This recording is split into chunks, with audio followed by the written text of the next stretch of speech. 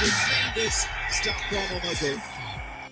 Athlete का अंदर जो पैशन और वो फायर वाला एलिमेंट होता है वो बहुत पीक पे होता है, और एक ऐसा शोबा इख्तियार करना जिसमें आपको पता है कि हार जीत एक इम्पॉर्टेंट एस्पेक्ट है। मेरे ख्याल से अगर हमारे यहाँ पे नॉर्मल जो दूसरे लोग हैं उनसे ज़्यादा मेंटली और फिज़िकली स्ट्रांग होते हैं, जो भी स्पोर्ट्समैन होते हैं वो ज़्यादा।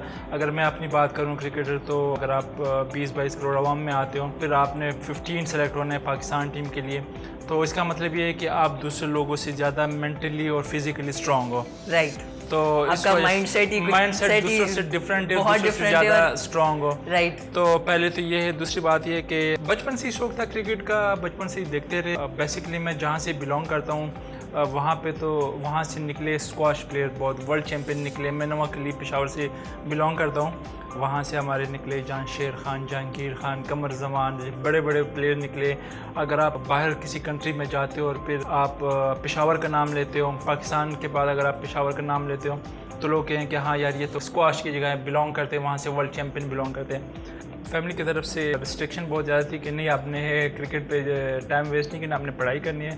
पढ़ाई में भी अच्छा था, लेकिन एंड ऑफ द डे जो मेरा शौक़ था, जो पैशन था क्रिकेट, जब मैंने कॉलेज के बाद FSC के बाद मैंने प्रोफेशनल क्लब क्रिकेट ज्वाइन किया, बड़ी जल्दी मैं अल्हम्दुलिल्लाह मैं पेशावर रीजन से खेल रहा हूँ, फिर पाकिस्तान से बड़ी जल्दी खेल रहा हूँ, जो कि बहुत लकी था। मैं काफ़ी मेहनत की है पाकिस्तान खेलने से पहले, क्योंकि मुझे अभी भी याद है कि जब मैं क्लब क्रिकेट के लिए जाता था तो 20-25 मिनट की ड्राइव में जाता था रोज़ हम जाना, और कज़न के साथ। और जून जुलाई के महीने में जब हमें गर्मी लगती थी घर में, तो दोस्त फ्रेंड वगैरह को कहते कि यार चलो चलते, 2-3 बजे निकलते थे, सारा उधर ही बस सारा दिन वो गर्मी में, जून जुलाई की गर्मी में 2-3 बजे से लेके शाम तक, शाम में फिर वापस आते थे प्रैक्टिस करते रहते बिल्कुल थे। अभी आपने एक बहुत इंपॉर्टेंट पॉइंट आपने रेज किया कि पेरेंट्स की तरफ से रिस्ट्रिक्शन थी, वो आपको कह रहे थे एजुकेशन पे फोकस करें, और ये वो एक बहुत क्रिटिकल मोमेंट होता है। बहुत से लोग अपने पैशन का ना दम वहीं पे तोड़ देते हैं कि बस अम्मा अब्बा ने मुझे मना कर दिया तो बस अब मैंने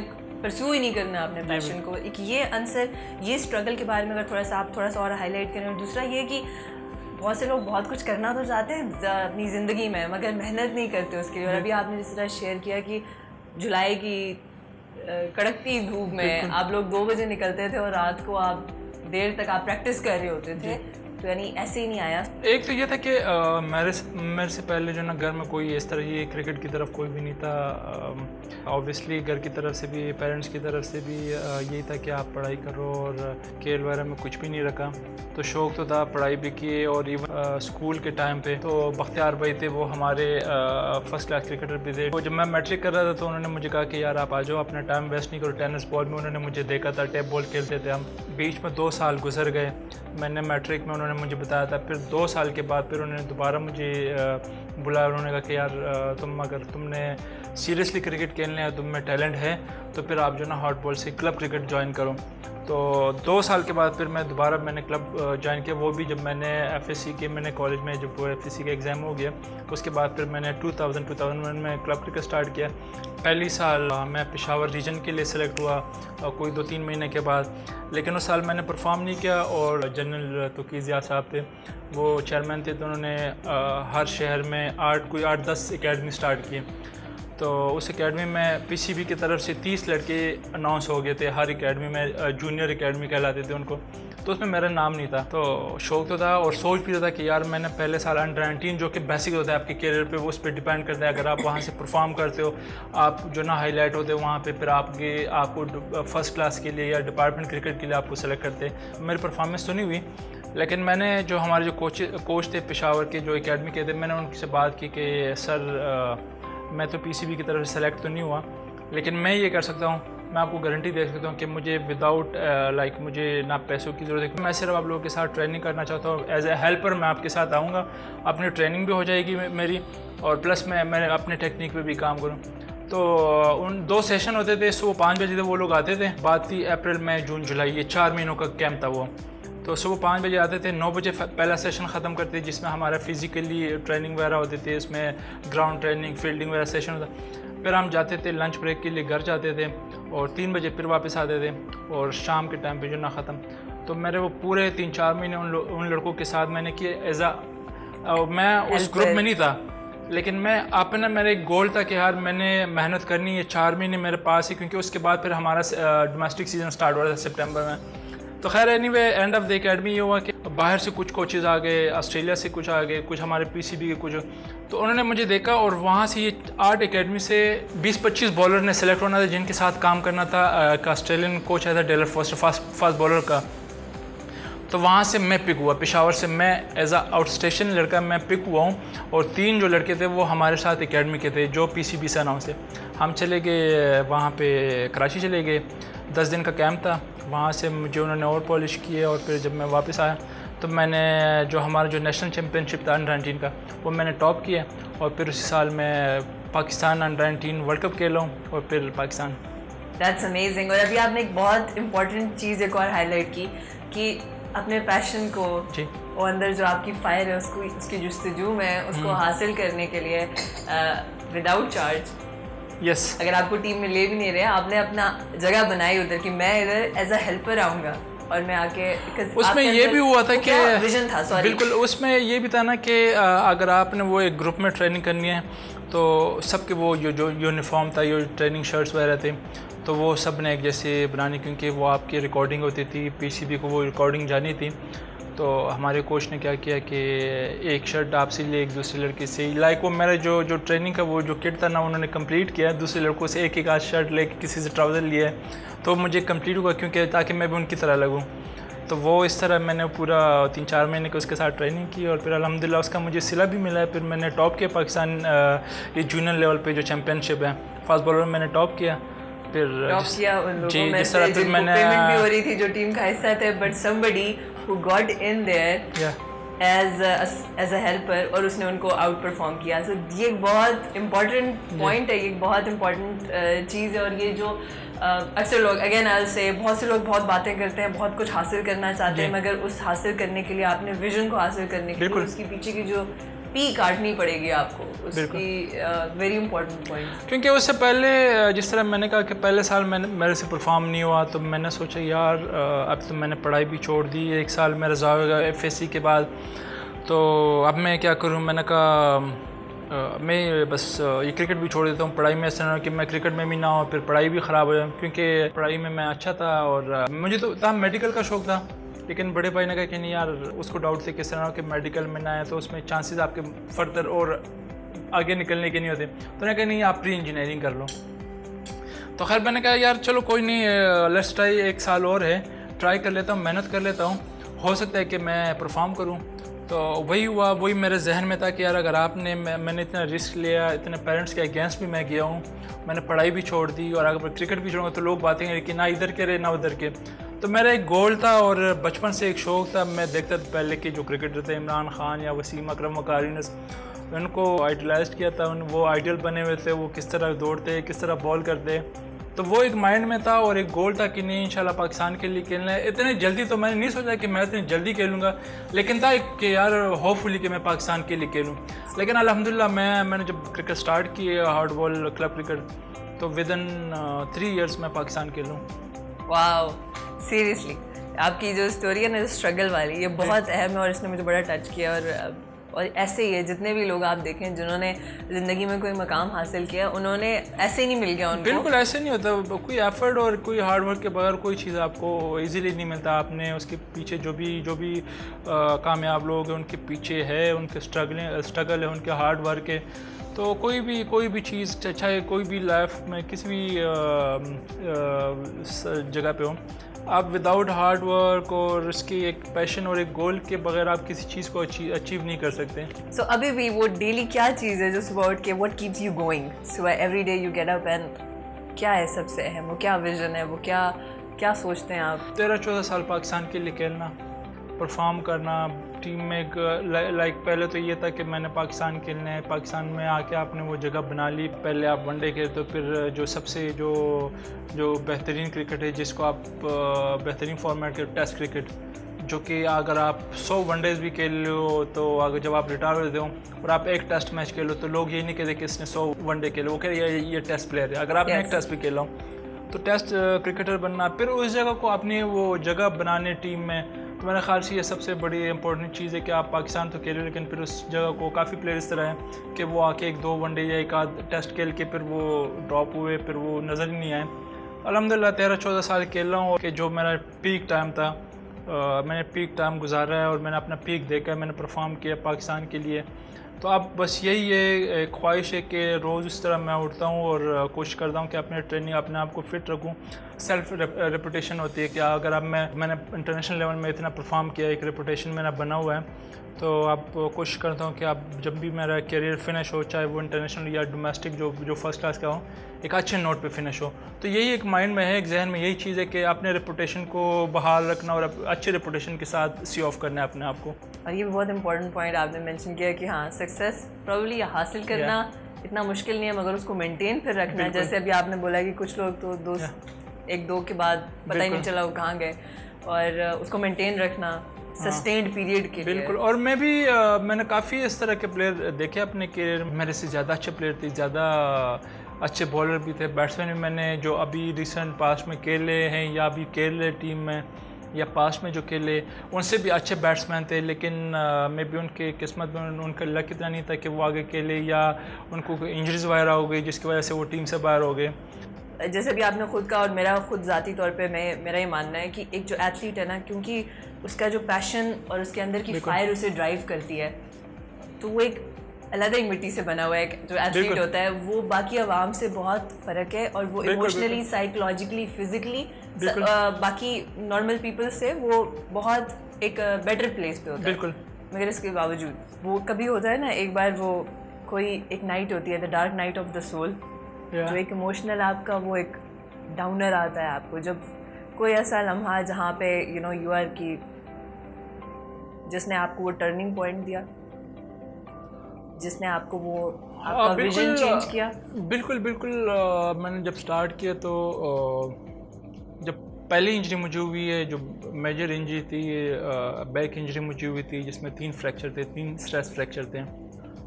एक तो फिज़िकली मुझे बड़ा फ़ायदा हो इससे, और दूसरा मुझे ये कि मुझे अच्छे बुरे अपने और पराये के में फ़र्क और तमीज़ का मुझे पता चला है, क्योंकि उससे पहले मैं 2 साल खेला था पाकिस्तान से, तो हर बंदा मेरा दोस्त भी था, मेरा रिश्तेदार भी था, और हर बंदा मेरी तारीफ़ ही कर रहा था। 3 फ्रैक्चर थे, और वो भी बैकबोन पे। बिल्कुल। और ये वो लम्हा है ना जहाँ पे बहुत से लोग ना, हमारे पास बहुत से लोग आते हैं, फ्रैक्चर की बात कर रहे हैं आप जी, थोड़ा सा एक ना वेन भी खिंची होती है ना, और देन दे थिंक यार बस ख़त्म, ज़िंदगी मेरी ख़त्म, मेरा ये मसला है, मेरा ये मसला है, मेरा ये मसला है। सो 3 फ्रैक्चर्स। तो उस टाइम पे मुझे फैमिली ने मुझे सपोर्ट किया, और जो मेरे क्लोज फ्रेंड थे, लाइक जो मेरे क्रिकेट करियर से पहले के दोस्त थे, जो मेरे कॉलेज मेट थे या स्कूल मेट थे, वही मेरे साथ रहे और आज तक वही है। वाह। मेरे फ्रेंड काफ़ी ज़्यादा है, लेकिन जिसके साथ मैं क्लोज़ हूँ वो जो क्रिकेट करियर से पहले जो मेरे इसमें एक आध मेरा कज़न है, बाकी 2-3 मेरे दोस्त हैं, कॉलेज मेट्स हैं। तो जो इंजरी हुई, मैं तकरीबन 1 साल टीम से बाहर रहा, तो उसमें काफ़ी ऐसे लोग थे जो मैं भी मेरे क्रिकेट की वजह से, या मैं जो उस टाइम पे मैं टीम के लिए खेल रहा था, क्लोज थे, लेकिन जब मुझे इंजरी हुई मैं टीम से बाहर हुआ, तो उन लोगों ने इवन उससे पहले जो लोग ऐसे झूठ मूठ के कहते यार ये मेरा रिलेटिव, ये मेरा दोस्त है, तो वो दूर हो गए मेरे से, उन्होंने पूछा ही नहीं। तो मुझे एक तो ये फ़ायदा हुआ कि हाँ, आप मुश्किल हालात में जो आपके दोस्त है वो सच्चे आपके दोस्त हैं, उसका, और जो आपके रिश्तेदार है उस, एक तो मुझे ये फ़ायदा हुआ। दूसरा मुझे ये फ़ायदा हुआ कि 2004 में जब हमारे कोचेज़ आ गए, फॉरेनर कोचेज़ आ गए, उसके साथ वो अपना एक टीम भी लेके आए, ट्रेनर लेके आए। तो उससे पहले हमारे पाकिस्तान क्रिकेट में, और बल्कि इवन पाकिस्तान में किसी भी लेवल पे स्पोर्ट्स में ये जिम वगैरह के तरह कॉन्सेप्ट नहीं था। तो मुझे 3 फ्रैक्चर हुए, वो यहाँ पे पाकिस्तान में तो खैर डायग्नोज नहीं हुआ अर्ली, उसमें मेरे बीच में 4-5 महीने ज़ाया हो गए। मैं रेस्ट करता था, मैं 2-3 महीने के बाद फिर आता था, मैं स्टार्ट करता था, फिर मुझे दर्द। खैर मैं फिर जो हमारा कोच था बॉब वुलमर, उसने मुझे साउथ अफ्रीका भेजा, वहाँ पे मेरा डायग्नोज हुआ कि 3 फ्रैक्चर है। वापस फिर मैं आया तो हमारे कुछ ट्रेनर आए हुए थे साउथ अफ्रीका से जो KNCA में ही काम कर रहे थे, उनके साथ मैंने कोई 5-6 महीने गुजारे, मैंने उनके साथ फ़िज़िकली स्ट्रेंथ पे काम किया, जिम स्ट्रेंथिंग पे काम किया, मैंने कोर स्टेबिलिटी बहुत ज़्यादा की है। मेनली जो मैंने बैक इंजरी मेरी जो रिहैब किया वो उससे कोर स्टेबिलिटी से हुआ। तो उससे पहले मैं एक नॉर्मल सीम बॉलर था। जब मैं उस रिहैब हुआ, मैं फ़िट हो गया, तो मैं फिर फास्ट बॉलर बन गया। उससे पहले 135-36 मेरे पास थी। जब मैं वापस आया तो 150 टच कर रहा था मैं। अमेजिंग। समटाइम्स जब ज़िंदगी आपको ब्रेक्स यू डाउन ना, तो वो आपको 1 स्टेप बैकवर्ड्स 2 स्टेप फॉरवर्ड्स बिल्कुल ऐसा ही है, इसके लिए तैयार कर रही होती है। चलते हैं थोड़ा सा फिजिकल एक्टिविटी की तरफ। आपने अभी बहुत इंपॉर्टेंट पॉइंट मेंशन किया कि जब आप ये जो सारा आपकी बैक इंजरी आपने फिजिकल एक्टिविटी से, जिमिंग से, ट्रेनिंग से और कोर स्टेबिलिटी सबसे अहम चीज आपने बात की है ना, ये बहुत अहम है और लोग इस बात को समझते नहीं समझते, क्योंकि ये बहुत इंपॉर्टेंट मसल है। बहुत बार आप वो कमर पे ना छोड़ देते हैं अपना सारा वजन, सारा कुछ उधर कि इस पे छोड़ दो, और जब तक आप इसको एंगेज नहीं करते, जब तक आप कोर स्टेबिलिटी पे काम नहीं करते, हर चीज में इन्वॉल्व है, इवन वाइल सिटिंग, बैठे हुए। बिल्कुल। और ये बहुत इंपॉर्टेंट ये तो बीइंग अ ट्रेनर आपको भी पता होगा, और हमारे भी जितने भी ट्रेनर्स हैं, बल्कि वर्ल्ड में जितने भी है, वो जो आप जो भी एक्सरसाइज करते हो तो आपको कहते हैं कि आपने टमी जो ना टग इन करो, इसको टाइट करो, ये जो ना कोर स्टेबिलिटी, क्योंकि आपके ये पेट के मसले थ्रू आउट ऐसे बैक पे चले जाते हैं, आपकी जो बैक है, लोअर बैक वगैरह, इसको स्ट्रॉन्ग करते हैं।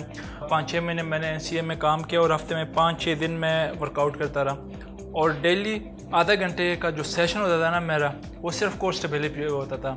आधा घंटा डेली स्टार्ट मैंने किए 5-10 मिनट से, फिर ग्रेजुअली उसको बढ़ाते रहे आधे घंटे पे पहुंच गया। उसमें काफ़ी डिफरेंट एक्सरसाइज है कोर स्टेबिलिटी के लिए। मैंने स्टार्ट किया पहले बॉडी वेट के साथ, फिर मैं वो मेडिसन बॉल के साथ, वो बड़ा जो होता है उसके साथ चला गया। तो उससे मुझे बड़ा फ़ायदा हुआ। एक तो मैं काफ़ी स्ट्रॉन्ग हुआ, मेरे बैक स्ट्रॉन्ग हुए, मेरे जो पेट मसल है वो स्ट्रॉन्ग हुए हैं, जो कि आपके बिल्कुल बॉडी का ये सेंटर पॉइंट है ये आपका। और उसके साथ मेरे ग्लूट्स वगैरह बहुत ज़्यादा स्ट्रॉन्ग हो गए, जो कि आपके बॉडी का लिवर का पार्ट वो करता है। एब्सोल्युटली लिवर पार्ट है, तो बिल्कुल जब तक आपके ये ग्लूट हैम से स्ट्रॉन्ग नहीं होंगे, तो आपके जो ना जिस तरह बीइंग अ बॉलर या क्रिकेटर, तो हमारे आपके जो लोअर बैक है ये स्टिफ हो जाती है। अगर हम स्पेल करते हैं और आपके हैमस्ट्रिंग और ग्लूट स्ट्रॉन्ग ना हो, तो आपके बैक पे जो ना सारा लोड आ जाता है। Exactly. तो उससे एक मुझे ये फ़ायदा हुआ कि उसके बाद उससे बिफोर द इंजरी मुझे काफ़ी प्रॉब्लम होती थी कि मेरा लोअर बैक स्टिफ हो जाता है जब मैं स्पेल करता था फिर दूसरे स्पेल के लिए। तो एक तो वो जो स्टिफनेस थी वो ख़त्म हो गई। एब्सोल्युटली। और ये सब ना इसमें नॉट बी सिर्फ कि आप एथलीट हैं तो तब आपको मदद करेगा। आपकी कमर की 3 फ्रैक्चर्स हो गए जी। बहुत से लोग इस मरहले पे ना जाके सर्जरी करा देते हैं कमर की और फिर कभी भी नहीं उठ सकते बेड से। सो सिर्फ फिजिकल ट्रेनिंग से और कोर स्टेबिलिटी एक्सरसाइजेस से। जिस तरह मैंने बिल्कुल अर्ली जिस तरह मैंने कहा कि काफ़ी क्रिकेटर्स थे जो स्पेशली बॉलर की मैं बात करूँ कि मेरे से अच्छे भी थे, फास्ट भी थे। सबसे बड़ी मिसाल मोहम्मद जाहिद के, पाकिस्तान के जो फास्टेस्ट बॉलर था, मेरे ख्याल से शुएब अख्तर से भी ज़्यादा तेज़ था वो। उसको बैक इंजरी हुई थी और उसने मेरे ख्याल से ऑपरेट किया था उसको। तो वो उस तरह से उसने फिर कम बैक नहीं किया और वो फिर कुछ ही मैचेस खेल के वो फार हो गया, वो स्क्रीन से आउट हो गया। तो वो मेरे माइंड में था और हमारे जो कोचेस थे उस टाइम के, वो जो गोरा कोच था और जो ट्रेनर थे, तो उन्होंने कहा कि नहीं यार बेस्ट ये है कि आप इसको ट्रेनिंग से इसको अपने बैक को स्ट्रॉन्ग करो और ये ऑपरेशन से ज़्यादा अनलेस के बहुत ही ज़्यादा ज़रूरी ना हो ऑपरेट नहीं करना चाहिए। तो वो ट्रेनिंग से मैंने वो सारा कुछ 1 step backwards 2 step forwards. Amazing. So again ये dark night of the soul वो चल रही थी जहाँ पे आपने अपने पीक बने। डार्क नाइट है ना, वो है मेरी दूसरे इसका पार्ट 2 है वो। उसका पार्ट 2 वो पार्ट 2 ये है कि मुझे फिर हो गया ना मेरे नी प्रॉब्लम हो गई। ये 2013 की बात है। मुझे मेनिस्कस इंजरी हो गई, वो टेयर हुआ था। मैंने उसको रिपेयर किया और मैं ऑपरेट किया था। मैंने ऑस्ट्रेलिया से ऑपरेट किया उसको और फिर जब वापस आई, क्योंकि वो इतनी बड़ी इंजरी नहीं थी लेकिन वो ग्रेड 3 पे चला गया था, तो डॉक्टर ने, हमारे जो डॉक्टर थे उन्होंने कहा कि यार आप इसको रिपेयर करो लेज़र के थ्रू। तो मैं चला गया वहाँ पे ऑपरेट किया। मैंने ऑस्ट्रेलिया में वापस आया, मैंने उस तरह का रिहैब वो नहीं किया, मेरा हुआ नहीं, स्ट्रेंथनिंग उस तरह की नहीं हुई, क्योंकि मुझे डॉक्टर ने कहा कि ये हार्डली अगर आप इसको ऑपरेशन के सेकंड डे आप साइकिलिंग शुरू करो, मे बी 3-4 वीक्स में आप वापस क्रिकेट पे आ जाओगे जो फील्ड पे। तो खैर वो अच्छी तरह से मैंने रिहेब नहीं किया, प्रॉपर ट्रेनर के साथ मैंने किया। मैं अपनी स्ट्रेंथनिंग उस पर कर रहा था, लेकिन ट्रेनर का होना बड़ा ज़रूरी है। अगर आप रिहेब करते हो ना, तो ट्रेनर के साथ मैंने किया, जो कि वो थोड़ा सा प्रोलॉन्ग हो गया। फिर एक टाइम इस तरह आया कि मैंने अपने डॉक्टर से पूछा काफ़ी 2-3 साल के बाद, तो मैंने कहा यार डॉक्टर साहब ये चीज़ जो है ना, मैंने वैसे ही पूछा, मैंने कहा ये जो मेरी इंजरी है, आप मुझे ये बताइए कि ये दर्द ख़त्म हो सकती है कि नहीं। तो उसने बड़ा सैड लिखा कि यार मैं आपसे कहना चाहता था, लेकिन मैं हिम्मत नहीं कर पा रहा था। मेरी आपको सजेशन ये है कि आपका जो है ना कैरियर ख़त्म हो गया। वो डॉक्टर मुझे कह रहा था, हमारे NCA का डॉक्टर। तो मैंने उसकी तरफ मैं कहा डॉक्टर साहब क्या मतलब आ गया? कह रहे यार आपका जो क्रिकेट कैरियर था ना, वो बस डन हो गया। और मेडिकली और साइंटिफिकली ये है कि इसका 1.1 है ना परसेंट, वो चांसेस है। अदरवाइज़ अगर कोई मेडिकल हो जाए, कोई अल्लाह की तरफ से हो जाए, अदरवाइज़ मेरी तरफ से जो ना मेडिकल, जो मैं मेडिकली समझता हूँ और जो मैं डॉक्टर बीइंग अ डॉक्टर मैं आपको कहूँ कि ये सही नहीं हो सकता, आपका कैरियर ख़त्म। खैर उस रात मैंने वाइफ को भी कुछ नहीं बताया, पूरी रात में ये सोचता रहा। और मैं NCA में ही था, पूरी रात मैं सोया नहीं। मैंने वाइफ को बताया कि यार डॉक्टर ने मुझे इस तरह कहा। सुबह हमारे एक ट्रेनर थे, मैंने कहा यार वो डॉक्टर साहब मुझे इस तरह कहते थे। और तकरीबन 1 महीने के बाद हमारा डोमेस्टिक सीज़न स्टार्ट होने वाला था। मैंने कहा यार उमर भाई आप काम करें, मुझे 2 हफ्ते दे दें। खैर वो 2 हफ्ते मैंने उसके साथ ट्रेनिंग की, मैंने हार्ड वर्क किया दोबारा ये नी इंजरी के लिए। मैं वहाँ से, ये 2-3 साल पहले की बात है, ट्रेनिंग करके 2-3 हफ्ते मैं डोमेस्टिक खेला हूँ, अल्हम्दुलिल्लाह अभी तक खेल रहा हूँ। माशाल्लाह, ज़बरदस्त, वाओ। सो ये पॉजिटिव रीअफर्मेशंस बहुत ज़रूरी हैं, यू नो, कि वो पूरा dark night of the soul again जब आपको डॉक्टर बोल देता है ना, सो ये बहुत अहम है। हम अपने माइंड से अपने आप को हील कर सकते हैं, बिल्कुल बिल्कुल, हम अपनी थॉट्स से अपने आप को हील कर सकते हैं। और वही काम आपके ट्रेनर ने किया आपके लिए, जो दोबारा आपको उसने कहा कि 2 हफ्ते दो और कम बैक पे काम करते हैं जी। और माशाल्लाह आपने सेकंड टाइम अगेन दोबारा कम बैक किया और माशाल्लाह again you are in there. तो माइंड पावर बहुत अहम है, बहुत ज़रूरी है, बहुत ज़रूरी है। अपने माइंड को पॉजिटिव डायरेक्शन में रखना बहुत अहम है, क्योंकि बीच में काफ़ी मीडिया के लोगों ने, जर्नलिस्ट ने जो स्पोर्ट्स को कवर कर रहे थे, उन्होंने ये कहा था कि यार इसका कैरियर ख़त्म हो गया। और मैं जब उस चीज़ को सुनता था या पढ़ता था तो मुझे दुख भी होता था, मुझे गुस्सा भी आता था। इवन जब मैं दूसरे प्लेयर्स को देखता था कि यार ये तो फील्ड पे खेल रहे, दौड़ रहे, और मैं बेड पे लेटा हूँ या मैं रेस्ट कर रहा हूँ, तो मुझे गुस्सा आता था उन पर कि ये क्यों दौड़ रहे हैं, मैं क्यों बैठा हुआ हूँ। लेकिन फिर माइंड में एक चीज़ थी कि नहीं यार आप मेहनत करो, ट्रेनिंग करो। ट्रेनिंग के बाद मैं ट्रेनिंग की, उस इंजरी के बाद जो मैंने बैक की बात कर रहा हूँ, फिर बैक टू बैक मैं 2 साल जो ICC की होती है, पूरे वर्ल्ड की जो एक टीम बनती है, 2 साल one day player of the team बना हूँ, उसका टीम का पार्ट रहा हूँ 2 साल वनडे का।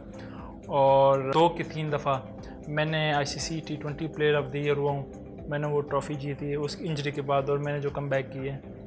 तो ये सो अगेन आपकी स्टोरी को ना, मैं आपकी स्टोरी से मैं अपने इर्द गिर्द के हमारे जो नॉर्मल लोग हैं उनको मैं ये इंस्पायर करना चाह रही हूँ, मैं उनको ये मैसेज देना चाह रही हूँ कि बहुत से लोग सिर्फ छोटी सी थोड़ा सा दर्द होता है उसके लिए पिल्स खानी शुरू कर देते हैं कि मैंने गोली खानी है।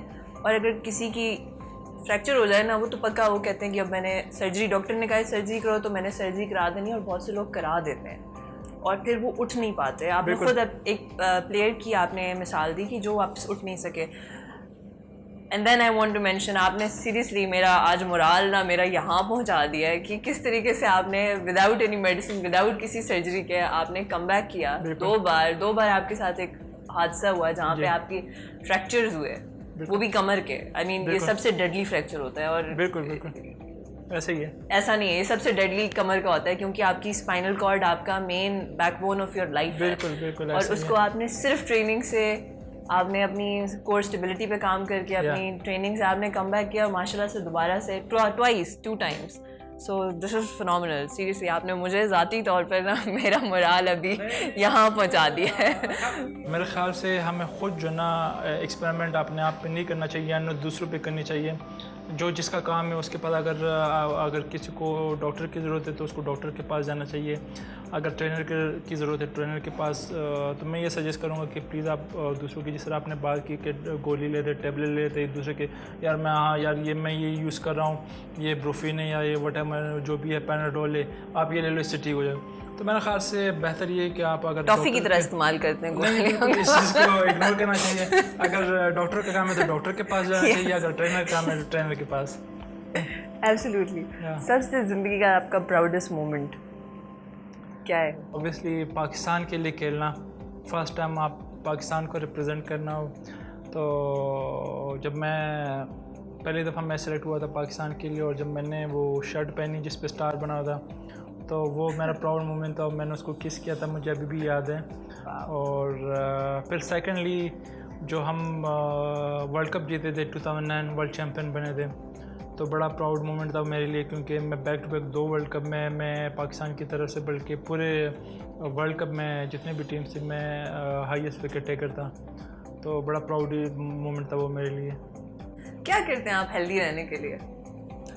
बीइंग अ क्रिकेटर या जो भी स्पोर्ट्स आप जिस चीज़ में ऑन ना, तो आपके सबसे पहले तो आपको वार्म अप बड़ा ज़रूरी है। वार्म अप जो कि बेसिक चीज़ है, आपको बताते हैं कि ये आपके वार्म अप करना, प्रॉपर आपको अपने आप को स्ट्रेच करना, फिर उसके बाद फर्दर जो आपकी जो ट्रेनिंग है उसको करना, और आपकी फ्लेक्सिबिलिटी बहुत ज़रूरी है। स्ट्रेचिंग आपका बड़ा ज़रूरी है। ये छोटे मोटे जो इंजरीज़ वगैरह है वो आपकी स्ट्रेचिंग की वजह से हो जाती है। अगर आप ज़्यादा प्रॉपर तरीके से स्ट्रेचिंग नहीं करते, अपने आप को वार्म अप नहीं करते, तो इस वजह से आपके छोटे छोटे निगल उसकी वजह से आ जाते हैं। एग्जैक्टली। और जो इंजरीज होती भी इसलिए है कि जब आप फ्लेक्सिबिलिटी आपकी कम होती है, जितने आप फ्लेक्सिबल ज़्यादा होते हैं उतनी आपको इंजरीज कम होती हैं। बिल्कुल। तो फ्लेक्सिबल आपने अपने फ्लेक्सिबिलिटी पे काम करना है, तो बिल्कुल आपके ये वार्म अप पर अच्छे एक्सरसाइज, स्ट्रेचअप, बिल्कुल डाउन बड़ा इंपॉर्टेंट है, क्योंकि जब आप एक एक्टिविटी ख़त्म करते हो जिस तरह, उसके बाद फिर आपको दोबारा मसल को स्ट्रेच करना, क्योंकि आपके मसल टायर्ड हो जाते हैं, वो सिकुड़ जाते हैं, तो उसको फिर अपनी जगह पे वापस लेना, वो आप मेरे से ज़्यादा बेहतर समझ सकती हो। जब मैचेस में करते हैं तो सुबह जो हम वार्म अप अच्छी तरीके से स्ट्रेच वगैरह कर लेते हैं, फिर आइस टप का जो कॉन्सेप्ट है कि आपने जो ना वो लेना है, तो हम डे ऑफ पे इस तरह करते हैं कि हमारे लिए वो टब तैयार करते हैं, उसमें आइस डाल के हम फ़ौरन उसमें आ जाते हैं। नॉर्मली तो 3-4 मिनट वो देते हैं, लेकिन मैं कोशिश करता हूँ कि 5 से 10 मिनट उसमें लेट जाऊँ और बिल्कुल फ्रीजिंग। सर भी डिप नहीं है ना? हाँ, दिल से नीचे तक। तो उसमें यह है कि डे ऑफ की जितनी भी आपकी थकावट हो जाती है, तो आप उस कोल्ड उसमें आइस में जब बैठ जाते हो, तो उसके बाद आप गर्म पानी से वो ले लेते हो, शावर वगैरह लेते हो, तो उसके बाद जिस तरह वो लेगिंग वगैरह आजकल वो ये टाइट्स वगैरह, तो वो हम पहन लेते हैं। बिल्कुल। तो वो 3-4 घंटे के लिए वो पहन लेते हैं। तो उसके बाद जब आप उसको उतार देते हैं ना, तो वो चीज़ ये है कि आपकी जो ब्लड सर्कुलेशन है वो एकदम से फास्ट हो जाती है, तो आपकी रिकवरी बहुत जल्दी हो जाती है उससे। तो ये कुछ चीज़ें हैं जो हम ड्यूरिंग द सीज़न या ड्यूरिंग द मैचेस हम ये करते हैं, वार्म अप अच्छे तरीके से, फिर कूल डाउन वगैरह, और ये जो आजकल जो स्टार्ट हुआ है कि ये कोल्ड वाटर जो थेरेपी है, तो उसमें बैठ जाते हैं। और ये कोल्ड वाटर थेरेपी के फिजिकल के साथ साथ मेंटल इसका भी बड़ा उसका फ़ायदा है। या आपको जो एक शॉक लगता है ना पूरी बॉडी को एक अचानक से, पहले 1 मिनट तो बैठना उसमें बड़ा मुश्किल हो जाता है। 3 मिनट का वो टाइम देते हैं, लेकिन हम फिर बैठ जाए 10-15 मिनट तक, क्योंकि पहले 1 मिनट की तक मुश्किल होता है, फिर उसके बाद आपका जिस्म सुन हो जाता है, तो फिर पता नहीं चलता आपको। लेकिन है बड़ा वो फ़ायदेमंद है, वो आपके बॉडी के लिए, आपकी रिकवरी के लिए बड़ा अच्छा है वो चीज़। एब्सोल्युटली। न्यूट्रिशन कितनी अहम है? जो लंच हमारा होता है उसमें ये होता है कि आप कोशिश करते हैं कि हम फ़िश वगैरह का है, और अगर चिकन है तो ग्रिल्ड चिकन वगैरह, या फिर वेजिटेबल, बॉइल्ड वेजिटेबल, और साथ में वाइट राइस। तो ये हम लंच में करें, क्योंकि एक तो वो आप मुझे बता रहे थे पहले अगर राइस खाएं भी तो आप बॉइल्ड इस्तेमाल करते हैं। जी बिल्कुल। तो एक तो ये कि ये आपको हैवी नहीं करते, प्लस ये कि हमें पता होता है कि यार अभी लंच के बाद पहले मैंने बॉइलिंग करनी है, तो फिर अगर आप ज़्यादा वो चिकनाहट वाली चीज़ें या मसाले वाली चीज़ें करते तो फिर तो आप बॉइलिंग नहीं कर सकते। आपकी जो स्टोरी है उससे मैंने ज़ाती तौर पर बड़ी इंस्पिरेशन मैंने ली है, और वो बचपन का सफ़र से लेके वो डेली वो स्ट्रगल, वो 2 बजे उठ के डेली ट्रेनिंग करना रात तक, फिर पाकिस्तान टीम में आना, फिर परफॉर्म करना, फिर dark night of the soul जिसके 2 एपिसोड थे। बिल्कुल ऐसे ही है। और जहाँ पे आपको डॉक्टर्स तक ने कह दिया कि यार कोई वापस आने का नाम नहीं है, क्रिकेट ख़त्म है। और इस पूरी मरहले से आप गुजरे, आपका एक विजन था, आपका एक पैशन था, एक आप दिमाग में आपकी एक स्टोरी थी, आप वो हासिल करना चाहते थे। आपने ना काफ़ी विजुअलाइजेशन भी की, मैं देख रही हूँ कि आप कह रहे थे मैं वीडियोस देखता था उन लोगों की जिन्होंने आउट क्लास परफॉर्म किया, जिन्होंने एक्स्ट्रॉर्डिनरी नाम बनाया अपने लिए। सो आपका जो पूरा अभी तक का लाइफ का एक्सपीरियंस एट द एंड आज, व्हाट डू यू थिंक ज़िंदगी में सबसे आपकी प्रायोरिटी अब क्या है, और आप ज़िंदगी में सबसे अहम क्या है, आप क्या मैसेज देना चाहते हैं? देखिए, प्रायोरिटी तो मेरी ऑफ कोर्स क्रिकेट ही। तो मेरी कोशिश ये थी कि ग्राउंड से मैं होटल अपने कमरे में होता, क्योंकि आप अगर सारा दिन 7-8 घंटे आप ग्राउंड पे हो तो आपके बॉडी के लिए फिर रेस्ट भी ज़रूरी है कि आप 7 से 8 घंटे आप बेड पे रहो, चाहे आप सोए ना, जो कि आपकी जो डेली जो स्लीप है वो 7 से 8 घंटे आपके होने चाहिए। लेकिन उसमें वो रेस्ट टाइम आपका वो भी होता है कि आप बेड पे होते हो, आपकी बॉडी रिलैक्स होती है। ग्राउंड बल्कि अभी भी नहीं हो, ग्राउंड से होटल या घर और जिम, ये मेरी एक्टिविटीज़ हैं। मैंने अपने कोच से, बल्कि हमारे कोच ने बात की थी कि अगर आपने कामयाब होना है ना, तो आपने दूसरों की सिंपैथीज़ नहीं लेनी, दूसरों की हमदर्दियाँ नहीं लेना। जब आप दूसरों की हमदर्दियाँ लेना शुरू करो तो आप अपना मकसद, अपना जो आपका गोल है ना, वो भूल जाओगे, आप आगे नहीं बढ़ सकते, आप फिर उसी जगह पे रहो। तो मेरे ख्याल से अगर लाइफ में जहाँ पे भी हो, अगर आपको दूसरे लोग सिंपैथीज़ आपके साथ करना चाहे, बेशक आप उनकी बात सुना, लेकिन कभी भी ये कोशिश ना कि मैंने कोई गलत काम किया या मैं फेल हूँ किसी काम में, तो मैं दूसरों की सिंपैथीज़, हमदर्दी लेके ना उस चीज़ को कवर करूँ। ओके, हम जल्दी से क्विक करेंगे रैपिड फायर। मैं आपको 2 ऑप्शन दूँगा ज़रूर, और आपने जल्दी से ना, जहाँ पे आपका कोशिश करूँगा मैं। कोक सोडा या strawberry juice? Of course juice. Fruit या चॉकलेट केक? केक्स वगैरह के वैसे भी शौकीन है, तो फ्रूट ऑफ कोर्स। डेट्स, खजूर या फिर टॉफ़ी? डेट्स। अच्छा, चक्की के आटे की रोटी या फिर नान? चक्की। एग वाइट का ऑमलेट विद ब्राउन ब्रेड या फिर अंडा पराठा? अभी लेटर ऑन अभी मैंने कोशिश की कि ऑमलेट और ब्राउन ब्रेड ले लूँ, पहले पराठा करता था। सभी ये थोड़ा सा चेंज हो रहा है, दैट्स ग्रेट। अच्छा, फास्ट फूड या देसी फूड? देसी। नाइस। ऑयली फूड या ऑयल फ्री? कोशिश है कि आप जो एज की जिस फेज़ में आए ना, ऑयल फ्री। ऑलिव ऑयल या वनस्पति घी? Of course olive oil.